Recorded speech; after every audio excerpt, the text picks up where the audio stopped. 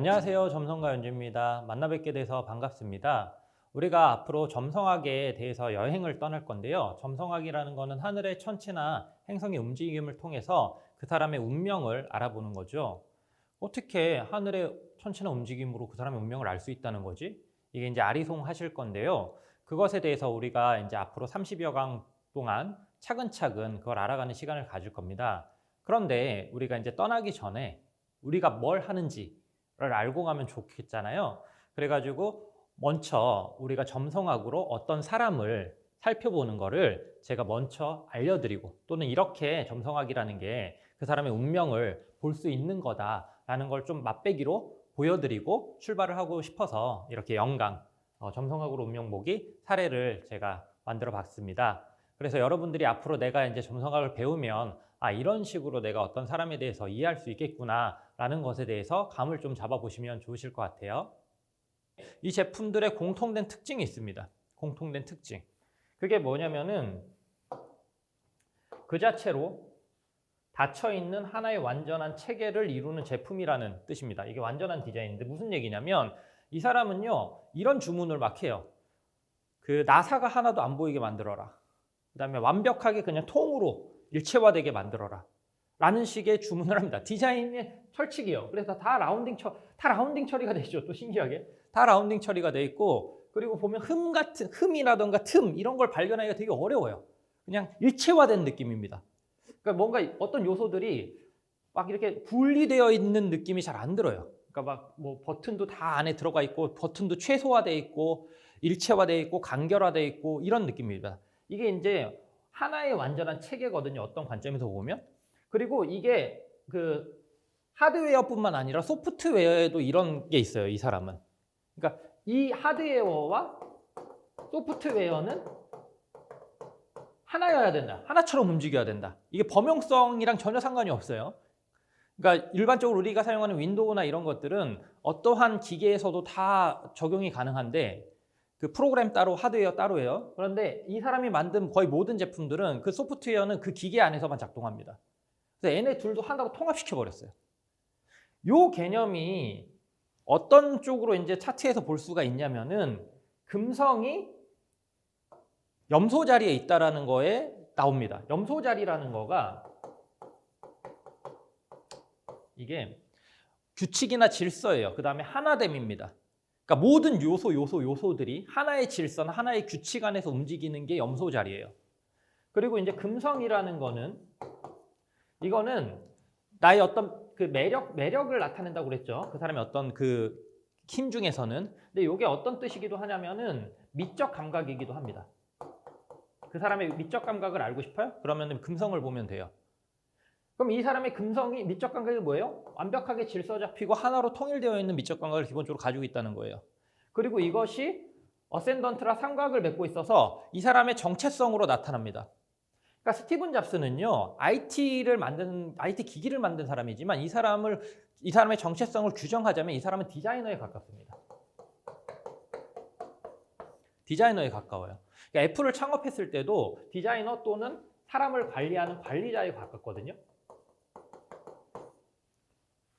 이런 정체성을 가지고 있어요. 그 다음에 우리가 대중이 인식하기에 이 사람은 어떻게 이해하죠? 프레젠테이션을 기가 막히게 잘하는 사람, 발표를 기가 막히게 잘하는 사람으로 인식하고 있죠. 그렇죠? 근데 정체성은 요거에 더 가깝습니다. 왜냐면은 우리 애플 컴퓨터, 그러니까 애플의 그 최초의 컴퓨터를요, 다 설계하고 그 안에 들어가는 어떤 로직을 다 만든 사람은 이 스티븐 잡스가 아니라 그 위즈니악, 그러니까 같이 동업했던 그 사람이 천재예요. 그 사람이 컴퓨터 천재라서 그 사람이 그 안에 들어가는 모든 로직이나 이런 걸 만들었고요. 이 사람은 뭘 했냐면 스티븐 잡스는 마케팅 했습니다. 또는 그 제품의 외관을 만들었어요. 외관. 그러니까 이 안에 들어있는 거를 이 사람이 만들지 않아요. 이 사람은 총괄 지휘하고 사람들을 관리하고 전체적인 디자인, 모습, 이거에 총력을 기울입니다. 요 개념이 있고요. 그 다음에 또 있죠. 요 제품들의 특징 중에 하나가 또 뭐가 있냐면은 진짜 이 사람의 지독한데 뺄 때까지 뺍니다. 더 이상 뺄 수 없을 정도로. 맥북 에어 아시죠? 맥북 에어. 그거 나왔을 때 왜 충격 먹었냐면 뺄 때까지 뺐기 때문이에요. 더 이상 뺄 게 없어. 무게를 줄일 때까지 줄이고. 기능도 그렇습니다. 꼭 필요한 것만 냅두고 다 쓸모없는 걸 다 줄입니다. 이거는 뭐냐면 핵심을 냅두고 다 제거시킨다는 뜻이에요. 그 핵심을 냅두고 다 제거시킨다는 게 뭐냐면 정갈자리의 현상입니다. 정갈자리 이때가 그 낙엽이 떨어지고 나무의 가지만 앙상하게 남는 어떤 시기를 나타내요. 그럼 나뭇가지만 앙상하게 남고 이게 뭐죠? 뿌리랑 줄기만 있고 잎사귀는 다 없어졌다는 뜻이에요. 이 얘기는 뭐냐면 생명력의 코어, 생명력의 핵심만 남겨두고 나머지는 제거한다는 뜻입니다. 그래서 이 정갈자리 같은 경우는 죽음과 재생의 별자리라는 의미도 있고 그다음에 이 정갈자리에 들어가게 되면 극단적인 어떤 태도들이 나옵니다. 다 빼거나 다 넣어. 둘 중에 하나밖에 없어요. OX 게임처럼. 그 개념이 지금 보면은 이 사람이 그 토성이 정갈자리 세 번째 위치에 있고요. 그다음에 요게 상승점하고 또 60도의 각도를 맺고 금성하고도 60도의 각도를 맺습니다. 그러니까 완전한 디자인을 추구하는데 그걸 어떻게 추구하냐면은 뺄 때까지 다 빼버려. 로 추구합니다. 기본적으로. 그게 들어가 있고요. 그다음에 또 있어요. 이 사람이 정말로 중요하게 생각한 게 있습니다. 뺄 때까지 빼는 거, 그리고 완전한 체계, 완전한 디자인, 통일된 체계 하나 더 중요하게 생각해요. 이 제품을 통해서 얻는 고객 경험을 엄청 중요하게 생각합니다. 그러니까 뺄 때까지 뺀다는 것 자체가 곧 고객 경험이 좋다라는 뜻을 하고는 상관이 없어요. 꼭 필요한 기능은 당연히 있어야 되고 그다음에 기능과 기능의 연계성이 매우 자연스럽고 아주 편안하게 넘어가야 됩니다. 물 흐르듯. 소위 말해서 물 흐르듯 넘어가야지 우리는 거슬림이 없죠. 이 사람은 모든 제품이 구동되는 그 통일체계 안에서 물 흐르듯 모든 경험들이 일어나야 돼요. 조금만 뭔가 걸리적거리거나 조금만 불편하면 그걸 없애는데 온 집중을 다합니다. 그런데 그 집중을 하는 포커싱 목적이 뭐예요? 고객 경험의 극대화, 아주 편안한, 정말 내 몸에 맞는, 그러니까 되게 이율배반적인 목표를 가지고 있어요. 통일적이고 통합적이나 개인한테는 딱 맞는, 모두가 다 똑같은 걸 들고 다니는데 개개인한테는 다 뭔가 편안하게 맞는, 이게 뭐냐면 이 느낌이 개자리 느낌입니다. 개자리 느낌이에요. 개자리라는 건 하나됨을 의미하거든요. 염소자리도 하나됨을 의미해요. 염소자리라는 거는 큰 질서나 규칙 안에서 요소들이 하나 된다는 걸 의미하고요. 개자리의 하나됨이라는 거는 거슬리는 게 하나도 없는 상태를 의미합니다. 부딪힘이 하나도 없는 상태를 의미해요. 완벽하게 하나 됐다는 뜻이에요. 이 제품하고 나하고 일체화된다는 겁니다. 동일시된다는 거예요. 이 사람은 자신의 제품 또는 자신의 회사, 자신의 브랜드를 고객하고 일체화시켜버리는데 온 집중을 다합니다. 그걸 의도하든 의도하지 않든 이 사람의 정체성과 이 모든 요소들은 다 연결이 되어 있기 때문에 이 사람 존재 자체가, 이 사람이 무언가를 만들어내거나 또 무언가를 해낸다면은 그 모든 행위는 이런 걸 지향하게 돼 있다는 뜻이에요. 그게 이 제품으로 극명하게 드러나고 그다음에 애플이라는 브랜드를 사람들이 대하는 태도로 극명하게 드러난다라고 볼 수가 있어요.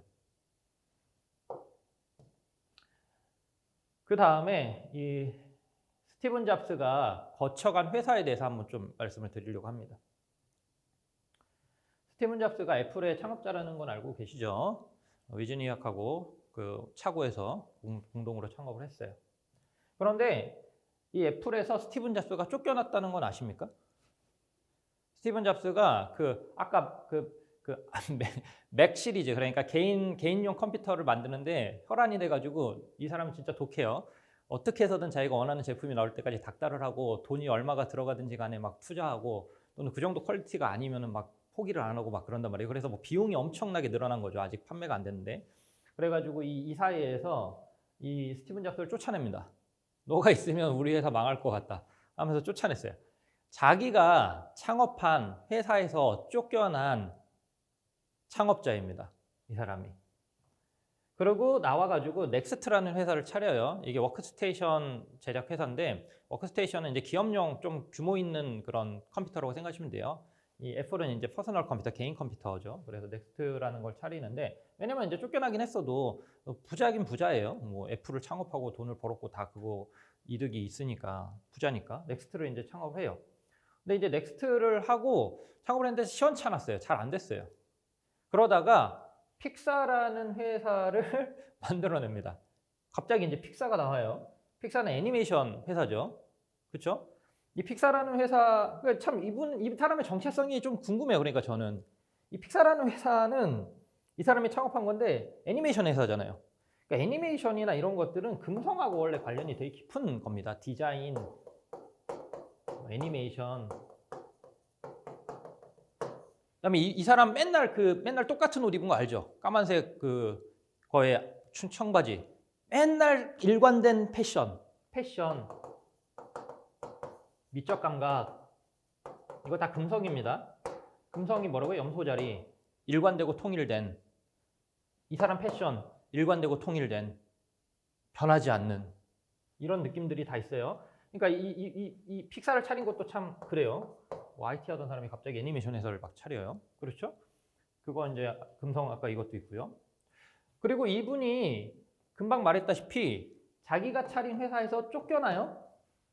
그다음에 나중에요. 이 픽사가 이제 성공을 합니다. 되게 성공을 해요.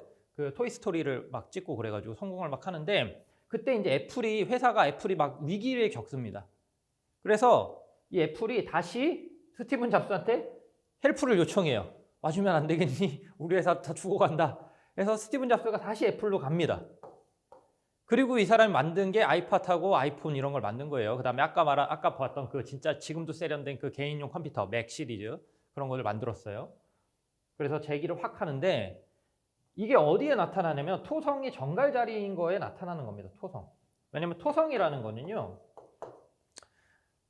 규칙, 규율이기도 한데 이거는 어떤 뜻이기도 하냐면 현실 세계에서의 한계의 개념입니다. 이 토성이라는 건 현실 세계에서의 한계야. 이게 뭐냐면 나의 사회적 역할이라던가 위치와 매우 연관이 있는 별자리가 토성이에요. 그러니까 제가 지금 강의를 하고 있잖아요. 제가 가지고 있는 능력을 최대한 발휘하면서 그럼 여러분들 저를 강사로 볼 거 아닙니까? 그런데 제가 갑자기 여기서 댄스를 막 해. 그럼 여러분들은 헷갈리겠죠. 제가 뭐 하는 인간인가? 그러니까 사람이라는 거는 이 사회에서의 어떤 한계를 갖습니다. 그리고 보통 그 한계는 직업으로 인식되거나 그 사람의 역할로 인식이 돼요. 그리고 그거는 잘 변하지 않습니다. 막 이랬다 저랬다 하면 우리 헷갈리잖아요. 저 뭐 하는 인간이야? 좀 뭐 사회적으로 뭐 하는 사람이야? 알 수가 없잖아요. 우리는 보통 자기를 지칭할 때 보통 직업으로 얘기를 많이 하는데 그거는 이제 내가 사회에서 어떤 역할을 하고 있어요. 내 능력은 어디까지예요. 지금 사회적으로는 이 정도까지 인정받고 제 역할이라든가 제가 할 수 있는 영역은 이 정도입니다. 라고 얘기하는 겁니다. 그래서 이 경계를 형성을 하는 거예요. 사회적 경계. 그리고 그 안에서 역할을 하고 큰 질서 안에 그 사회적인 어떤 의무를 수행하죠. 그런 것들이 다 소송하고 관련이 있어요. 그런데 지금 정갈자리죠. 정갈자리는 뭐예요? 죽음과 재생의 별. 그러니까 이 사람은 자신의 사회적인 큰 틀이 한번 죽고 다시 재생한다라는 거가 암시되고 있습니다. 그리고 이 토성이 어센던트와 직접적으로 연관을 맺고 있기 때문에 그거를 자기가 직접 체험하게 될 가능성이 높아요. 간접 체험하는 게 아니라. 그러니까 회사에서 잘리고 다시 회사에 들어가죠. 이런 진짜 흔치 않은 아마 그 창립자 중에서 이런 경험한 사람은 거의 없을 겁니다. 그런 느낌이 있는 거고. 그리고 또 한 가지 이런 모습이 또 어디에 나타나냐면 이 화성이 8번째 집에 있는 거에 나타나는데 이 화성이라는 거는 어떤 행성이냐면 그 사람이 위기에 처했을 때 반응하는 모습을 나타냅니다. 우리는 살면서 어떤 위기나 위험을 겪잖아요. 이렇게 생존 본능인데요. 이 화성이라는 건 생존 본능을 의미하는데 생존 본능이라는 말 자체가 뭐예요? 위기나 위협이 닥쳤을 때 이 사람이 나타내는 반응이 생존 본능입니다. 그래서 이 사람이 위기를 처했죠. 그렇죠? 위기를 처했어요. 위기 뭐예요? 자기가 다니는 회사에서 잘렸어. 자기가 창업한 회사예요. 그럼 위기입니까? 아니면 위기입니까? 엄청난 위기죠. 이 사람은 그 위기에 어떻게 반응하죠? 그래 새로운 회사 창업해. 그래 새로운 회사 창업해. 뭐죠? 정면 돌파. 이제 나 은퇴할란다. 내가 이쪽 업종은 이제 안 할란다. 나는 그냥 조용히 살란다. 너무 억울해. 어떻게 내가 창업한 데에서 쫓겨나지 내가. 너무 화가 나. 정말 막 진짜 복수해야 되겠어. 뭐 이런 식입니까? 그런 게 아니고 새로운 거 해 그냥. 빡빡 친다. 새로운 거 해. 이런 식으로 반응을 한다는 거예요. 그게 뭐예요? 양자리의 반응입니다. 양자리라는 거는 음기가 양기를 뚫고 나오는 개념이에요. 그래서 이게 크랙이 일어나면서 어떤 새로움이 시작되는 시기입니다. 출발. 기존의 것이 이어지면은 그게 새로운 시작이라고 그랬어요? 아니죠. 양자리의 시작은 항상 기존의 것의 파괴를 어느 정도 동반합니다. 기존의 것의 크랙을 일으켜요. 지금 격렬한 크랙이 일어났어. 격렬하게 내가 지금 파괴됐단 말이에요. 부서졌어요, 흐름이. 그 흐름 부서진 데서 뭐가 튀어나와요? 새로운 게 튀어나옵니다.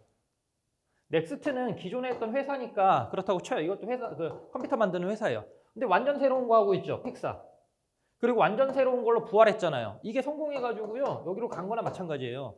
경영자로서의 능력을 인정받아가지고. 그런 식으로 위기에 닥쳤는데 완전 새로운 걸 함으로써 그 위기를 극복한다는 겁니다. 그게 어디에 나타나요? 8번째 집에 화성, 양자리. 8번째 집이라는 것 자체도 이게 위기의 집이에요. 위기의 집. 타인의 소유물. 내가 절대 컨트롤할 수 없는 영역. 우리는 그 위기에 닥쳤을 때 어떻게 대응하는지만 그 모습만 나타나는 거죠. 그 위기를 내가 컨트롤할 수 없죠. 몇 월, 몇 일, 몇 시에 내가 어떤 위기를 겪을래. 이런 거는 8번째 하우스랑 전혀 상관없습니다. 그리고 스티븐 잡스의 정체성에 대해서 한번 얘기해 볼게요. 스티븐 잡스가 그 애플에 복귀한 뒤에 되게 자기의 어떤 생각이라던가 또는 앞으로 애플이 나아가야 될 방향 이런 것들에 대해서 마케팅을 이제 시작을 했거든요. 그 마케팅 제목이 Think Different입니다. 다르게 생각하라 하면서 막 이런 그런 위인들, 뭐 세상을 바꾼 위인들을 이렇게 막 보여주면서 우리 애플도 이런 회사고 우리의 제품은 앞으로 이런 걸 개발할 거다라는 식으로 막 마케팅을 전개해요. 그러면서 이제 그런 광고에서 한 말 중에 이런 말이 있습니다. 세상을 바꿀 수 있다고 생각할 만큼 미친 사람들이 결국 세상을 바꾸는 것이다. 이 말은 뭐예요? 자기가 그렇다. 우리 회사도 그렇다. 우리 제품도 그렇다. 이런 걸 이제 나타내는 거죠. 그래서 지금까지도 뭔가 이런 애플을 쓰고 그러면은 뭔가 그런 정말 크리에이티브하고 뭔가 창조적이고 이러한 사람들이 애플을 엄청 좋아해요. 왜냐면 자신의 아이덴티티를 나타내는 브랜드나 제품이라고 생각을 한다는 거예요. 그게 이제 스티븐 잡스가 말한 자신의 정체성이고 또 자신의 회사의 정체성이다. 이런 식으로 얘기를 한 거죠. 그럼 이게 어디에서 나타나느냐라는 걸 한번 보도록 할게요. 첫 번째 하우스가 나를 나타내는데 어센던트는 특히 나를 나타내는 지점이고요. 이 첫 번째 하우스의 도머사일이라는 거를 이제 봐야 되죠. 도머사일. 그러니까 나한테 가장 영향을 많이 끼치는 어떠한 행성 또는 위치라고 보시면 돼요. 그 도머사일이 어디에 있냐면은 이 도머사일이 첫 번째 하우스가 처녀자리였어요. 아까 헷갈리시는 분은 아까 앞으로 가셔서 한번 차트 보시면 돼요. 첫 번째 하우스 처녀자리였는데 처녀자리의 도머사일은 수성입니다. 그럼 이 수성은 어디 있었냐? 6번째 하우스에 물병 자리에 있어요. 일단 6번째 하우스라는 거는 업무, 일, 잡무 뭐 이런 거예요. 그럼 이 사람은 정말 일을 끊이지 않고 한다는 뜻이에요. 이 사람은 눈 뜨면 일하고 눈 감으면 뭐 자기 일 끝나고. 그러니까 일에 대해서 엄청 광적으로 하는 사람이다 이런 식으로 생각해도 돼요. 일단 6번째 하우스가 있으니까. 근데 이 수성이 지금 어디 있어요? 물병 자리에 위치하고 있습니다. 물병 자리. 물병 자리가 도대체 어떤 별자리냐? 물병 자리는요. 이 물병 자리는 두 가지의 버전이 있어요. 첫 번째 버전, 두 번째 버전. 보통 물병 자리이신 분들의 90%는 첫 번째 버전이고 한 10%는 두 번째 버전의 물병 자리예요. 근데 지금 이 스티븐 잡스는 두 번째 버전의 물병 자리인데 첫 번째 버전의 물병 자리는 어떤 식이냐면 되게 현실적입니다. 현실적인데 개인의 자유도 포기하진 않아요. 이게 같이 있어요. 이 첫 번째 버전은. 그래서 되게 현실적으로 사회생활 되게 성실하고 착실하게 하면서 개인적으로 내가 하고 싶은 건 다 하는 이런 식으로 약간 분리되면서 움직입니다. 이 첫 번째 버전이.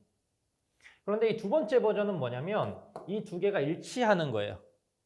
어떻게 일치하지? 이렇게 됩니다.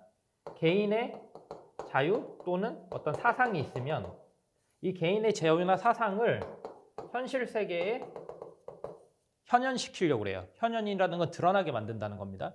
즉 개인의 어떤 가치관 또는 개인의 어떤 사상 또는 개인의 자유, 개인의 어떤 취향 이런 게 있다면 그걸 개인의 영역에서 그치는 게 아니라 현실 세계에 모든 사람들, 최대한 내가 영향을 끼칠 수 있는 사람들한테까지 다 드러나게 만든다는 거예요. 그래서 이 물병자리라는 거는 개혁이라던가 또는 어떤 정말 참신하고 정말 기상천외한 이런 의미들이 있습니다. 그런데 이 90%의 대다수의 물병자리 기운을 쓰는 사람들은 이 기상천외하고 아주 개혁적인 거를 아주 국소적으로만 실행하고 대부분의 영역에서는 지독히 현실적으로 살아갑니다. 이게 섞여 있어요. 그러니까 이런 비중이에요. 근데 지금 이 스티븐 잡스는 뭐예요? 두 번째 쪽에 더 가깝게 지금 에너지가 발동되고 있다는 뜻이에요. 그 이유는 또 있어요. 왜 그러냐면 이 사람의 달이 어디에 있냐면 양자리에 있습니다. 그리고 달이라는 게 지금 또 8번째 집에 있어요. 달이라는 거는 태양과 어센던트와 더불어서 그 사람의 정체성을 나타내는 매우 중요한 지표예요. 근데 이게 지금 양자리에 있다라는 거. 양자리는 뭐예요? 이거 자체가 새로운 시작이나 출발이고 도전입니다. 그리고 8번째 있어요. 이거는 뭐예요? 위기나 위험이 닥쳤을 때 항상 새로운 시작이나 출발을 한다는 거고, 이 새로운 시작이나 출발로 위기가 도래한다고 하더라도 도망치거나 이렇게 하지 않는다는 뜻이에요. 뚫고 간다는 겁니다. 계속 새로운 걸 부수면서 계속 새로운 걸 추구해 간다는 거예요. 이 물병은요, 부딪힘하고 관련이 없는 경우들이 있어요. 그러니까 뭐냐면 내가 새로운 걸 추구하는데 현실 세계와 부딪힘을 최소화하려는 경향이 나타날 수 있습니다. 이 물병에서는. 그러다 보니까 이런 괴리가 일어나거나 아니면은 이걸 추구하긴 하지만 부딪힘으로 추구를 잘 안 해요. 이 물병 자리는. 만반의 준비를 하거나 만반의 내가 어떤 실력이 될 때까지 계속 가다듬는 경우가 많아요.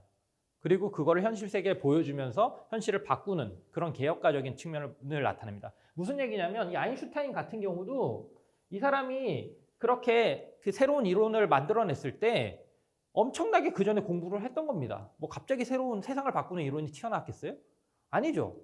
엄청나게 자기 혼자 공부하고 자기 혼자 뭐 탐구하고 해서 그걸 수년, 수십 년의 어떤 그런 연구 결과, 공부의 결과로 그 특수상대성 이론이라든가 일반상대성 이론이 탄생을 한 거죠.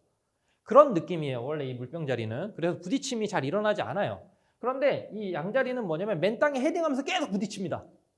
그래서 얘가 이 스티븐 잡스가 얘라고 그러면 안 되죠. 스티븐 잡스님이 처음에 창업할 때도 막 그냥 맨 땅에 헤딩하는 식으로 막 창업하고요. 그다음에 또 중퇴하고요. 제품 만들 때도 맨 땅에 헤딩하는 식으로 만들고, 그다음에 뭐 잘렸을 때에도 맨 땅에 헤딩하는 식으로 또 새로운 거 인수하고 창업하고 막 이럽니다.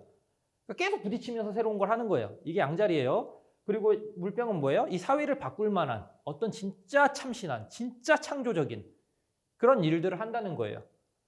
12사인에서 보게 되면은 염소 자리 동지를 지나면서 양기가 탄생한다고 그랬어요. 염소 자리에서는 양기를 인식할 수가 없고 이 물병 자리에서 양기를 인식합니다. 이때 탄생한 양기가 한 바퀴를 도는 거예요. 한 사이클, 한 주기를 만들어내고 한 주기를 다스리는 양기입니다. 굉장히 본질적이고 큰 양기예요. 그게 물병 자리의 양기죠. 그런 것들이 정말 참신한, 정말 새로운, 이 세상을 바꿀 만한 그런 뿌리가 되는 새로움이라고 할 수 있어요. 그게 어디에 나타나 있어요? 물병 자리에 있다. 이게 뭐예요? 수성인데 이게 첫 번째 별자리의 도모사일이더라. 첫 번째 별자리는 뭐예요? 나를 나타낸다. 이 사람의 정체성. 이런 것들이 이렇게 나타나는 거고요.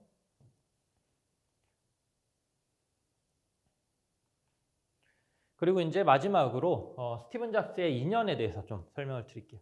스티븐 잡스의 인연. 여러분들이 이제 스티븐 잡스가 되게 대단한 사람이고 정말 IT계의 스타다 보니까 이 사람의 능력만으로 또는 이 사람이 워낙 대단해서 애플이라는 회사가 차려졌고 또 이렇게까지 여러 훌륭한 제품들이 나왔다라고 생각하시는 분들도 계실 거예요. 근데 이 사람의 전기라던가 그런 내용들을 살펴보면 그렇지 않습니다. 이 사람은 정말 뛰어난 사람을 곁에 두었어요. 그 뛰어난 사람을 어떻게 보면 이용해서 또는 그 뛰어난 사람들하고 정말 깊이 있게 관계를 맺으면서 새로운 것들을 만들어내고 성장했던 겁니다. 그중에 대표적으로 2명이 있는데 스티브 워즈니악이라는 사람하고 워렌 파월입니다. 스티브 워즈니악은 이 스티븐 잡스랑 함께 공동으로 애플을 창업한 사람이죠. 이 둘 중에 만약에 IT의 천재가 누구냐라고 얘기한다면 이 워즈니악이 IT의 천재에 더 가까워요. 이 사람은 이 동업을 시작하기 전에 슈렛 패커드에서 일을 하고 있었어요. 뭐 연구원이죠. 막 개발하고 막 이런 사람이었어요. 정말 뛰어난 컴퓨터 엔지니어였습니다. 그런데 이 사람이 그 개인용 컴퓨터, 이때는 진짜 개인용 컴퓨터가 막 시작될 그런 초반기입니다. 그 전에는 진짜 막 엄청 거대한 그 대학교에서나 볼 만한 그 컴퓨터의 초기 형태, 계산기죠. 큰 계산기. 그런 것들이 있었어요. 그러니까 개인이 컴퓨터를 가질 수가 없었죠. 너무 크고 비싸고 그래가지고. 근데 이 사람이 그런 개인용 컴퓨터의 어떤 그 시발점인 모델을 만듭니다. 이 사람이. 그래서 휴렛 패커드에 그걸 제안해요. 근데 자꾸 안 해줘, 회사에서. 근데 옆에 있던 스티븐 잡스가 보니까 그게 앞으로의 미래를 이끌어갈 것 같은 거예요. 새로운 걸 보는 눈이 있어요, 얘는. 무슨 눈이 있죠? 물병자리의 눈. 들어보니까 이거다! 라고 생각을 한 거예요. 그래서 애를 꼬십니다. 창업하자, 창업하자. 근데 얘는 지금 멀쩡한 회사 그때 휴대피커도 엄청 좋은 회사였어요. 멀쩡한 회사 잘 다니고 있고 뭔가 이렇게 여기서 투자받고 이거 하면 훨씬 잘 될 것 같아서 싫은데 하면서 거절하고 있는데 이 스티븐 잡스가 이 사람의 친구까지 다 동원해서 이 사람의 친구들을 다 꼬시고 스티븐 잡스도 맨날 찾아가고 해가지고 이 사람을 못 살게 굽니다. 스티브 워즈니악이 되게 착한 사람이에요. 이 사람도 부자인데 애플 창업자잖아요. 그러면은 막 그 동네 가면은 맨날 뭐 이렇게 추리닝 차림으로 동네 막 이렇게 마실 잘 나오시는 분인데 막 사진 찍으라면 찍어주고 막 항상 웃고 사람들하고 대화도 엄청 나누고 되게 착해요, 이 사람 자체가. 그러니까 막 꼬드기니까 넘어간 거예요. 넘어가 버렸어, 이분이. 그래가지고 함께 이렇게 만들게 된 거죠. 이 스티븐 잡스의 태양을 보면은 태양이 7번째 집에 있습니다. 7번째 집에 있어요. 7번째 집이라는 거는 파트너라던가 배우자죠. 그리고 여기 또 하나가 있어요. 뭔지 알아요? 경쟁자라는 뜻이 있습니다. 이 사람은 파트너나 배우자, 경쟁자하고 엄청나게 연동돼서 움직이는 사람이라는 뜻이에요. 창업도 동업을 했고 그 다음에 결혼을 로렌 파월이라는 사람하고 하는데 어떤 시기 때 하냐면 이 사람이 그 애플에서 쫓겨나고 그 넥스트라는 회사를 좀 창업하고 얼마 안 돼서 이제 있는데 넥스트가 생각보다 잘 안 됐어요. 그 사람 막 힘들어하고 있는데 이 로렌 파월이라는 사람하고 결혼을 합니다. 그리고 나서부터 굉장히 심리적 안정을 얻어서인지 모르겠지만 되게 잘 되거든요. 그 시기가 절묘하게 맞아 떨어집니다. 그리고 이 사람도 로렌 파월이라는 사람도 엄청나게 대단한 사람이죠. 이때 뭐 금융권에서 일을 하고 있었다고 하는데 굉장히 머리 좋고 사회적으로 능력 있는 그런 사람이죠. 지금은 이제 스티븐 잡스가 죽고 스티븐 잡스 재산을 전반적으로 관리하면서 자선 사업 같은 것들을 하고 있는 걸로 알고 있어요. 굉장히 영향력이 있는 여성 리더입니다. 이런 사람이었죠. 그것도 뭐예요? 배우자고 파트너, 영향을 받죠. 그 다음에 스티븐 잡스의 영원한 라이벌이 누군지 아시죠? 빌 게이츠입니다. 빌 게이츠. 빌 게이츠는 아직까지 살아있지만 항상 애플하고 마이크로소프트는 앙숙이면서도 서로한테 계속 영향을 주고받는 그런 관계죠. 그런데 둘은 되게 다른 길을 가죠. 이 사람은 정말 통합되고 하나된 시스템을 추구하고 마이크로소프트는 왜 범용성을 추구하는 거죠. 원래 뿌리로 가면은 모든 컴퓨터에서 구동되는 걔네가 MS-DOS로 시작하잖아요. 모든 컴퓨터에서 모든 기계에서 구동되는 그런 걸 추구합니다. 하여튼간 그런 경쟁자도 이 사람한테 엄청나게 영향을 주고. 그런데 지금 보면 물고기 자리죠. 이 태양이라는 건 또 뭐였죠? 그 사람의 나타내는 뿌리가 되는 세 가지 요소 중에 하나죠. 태양, 달, 어센던트. 태양은 원동력이나 뿌리에 가깝습니다. 빛, 모든 걸 움직이게 하는 힘. 그러니까 이런 사람이 없었으면은 이 사람은 안 됐을 거예요. 없었을 거야. 그냥 모든 에너지나 이 사람의 능력이 제대로 발동되지 않았을 겁니다. 그런 원동력인 사람이 이 사람 곁에는 항상 있었다라는 것들을 나타내주고, 그다음에 그 상대의 성질이 물고기 자리라는 뜻이에요. 물고기 자리라는 거는 온갖 것이 섞여 있다라는 뜻도 있고요. 그래서 이거는 어떤 포용력이 가장 강한 별자리입니다. 모든 별자리 중에서 포용력이 가장 강해요. 그래서 스티븐 워즈니악이 진짜 약간 그 전기를 보면 좀 안쓰러울 정도로 스티븐 잡스한테 이용을 많이 당합니다. 그래서 되게 살아생전에 서로 이제 갈라설 때가 있는데 그때부터 스티븐 잡스를 되게 싫어했어요. 일화가 되게 많아요. 원래 자기한테 어떤 프로젝트를 하고 $5,000를 줘야 되는데 자기는 $1,000밖에 못 받았다. 그런데 얘가 중간에 띵 까먹었다. 이런 얘기부터 시작해서 막 일화들이 많습니다. 내가 정말 얘한테 당한 걸 생각하면 빡이 치네. 이런 일화들이 많아요. 그런데도 그냥 좋게 잘 지내고 마지막에 이제 참자 안 해서 갈라서는데 나중에는 또 용서해요. 죽기 전에 워즈니악이 우리 다시 친해졌다 하면서 용서를 받아들이자 하면서 이런 되게 포부 있는 그런 모습을 보여주기도 하고요. 그다음에 굉장히 물고기라는 포용력 때문에 부드러운 별자리입니다. 남들을 돕고 이해하고 포용하고 이런 개념이 좀 있어요.